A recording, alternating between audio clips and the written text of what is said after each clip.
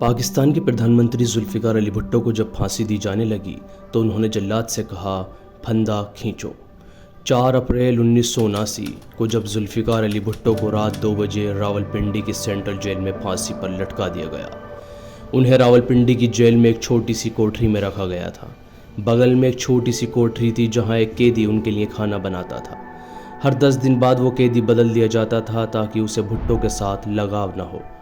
कभी कभी उनके दोस्त डॉक्टर नियाजी उनके लिए खाना भेजा करते थे। भुट्टो पर किताब लिखने वाले लेखक सलमान तासीर अपनी किताब भुट्टो में लिखते हैं कि शुरू के दिनों में जब भुट्टो वॉशरूम जाते थे तो एक सिक्योरिटी गार्ड वहाँ भी उनकी निगरानी करता था। भुट्टो को ये बात इतनी नापसंद थी कि उन्होंने खाना पीना बंद कर दिया था ताकि उन्हें वॉशरूम जाने की ज़रूरत ही ना पड़े। कुछ दिन के बाद इस तरह की सख्त निगरानी बंद कर दी गई थी। उनकी कोठरी के बाहर एक अलग वॉशरूम बनवा दिया गया था। भुट्टो को जेल के अंदर पढ़ने की आज़ादी थी, जिसमें वो जवाहरलाल नेहरू की डिस्कवरी ऑफ इंडिया भी पढ़ते थे। पंजाब सरकार के जल्लाद तारा को भुट्टो की फांसी देने के लिए ख़ास तौर पर बुलाया गया था। जल्लाद तारा का पुश्तैनी पेशा ही फांसी देना था। उनका ख़ानदान महाराजा रणजीत सिंह के ज़माने से फांसी देने का काम कर रहा था। जेल में रहते हुए भुट्टो अपने मसूड़ों में दर्द से बेहद परेशान थे। भुट्टो के मसूड़ों में पस पड़ चुकी थी। भुट्टो को आखिरी लम्हे तक यही लगता था कि उनको फांसी नहीं दी जाएगी। बेनज़ीर भुट्टो 2 अप्रैल 1979 को सुबह अपने बिस्तर में लेटी हुई थी।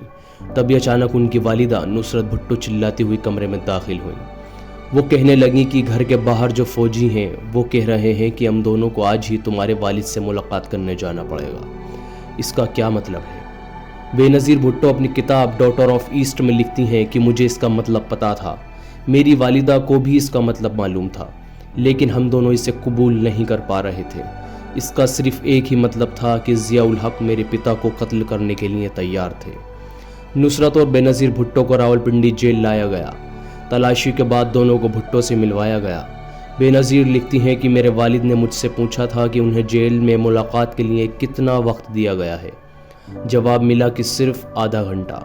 भुट्टो ने कहा कि जेल के कानून के मुताबिक फांसी से पहले परिवार वालों को मिलने के लिए 1 घंटे का वक्त दिया जाता है, लेकिन वहां मौजूद अधिकारी ने बताया कि उन्हें आदेश मिले हैं कि आधे घंटे से ज़्यादा न दिया जाए।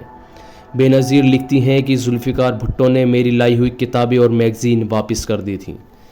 थोड़ी देर के बाद जेलर ने आकर कहा कि मुलाकात का वक्त ख़त्म हो गया है।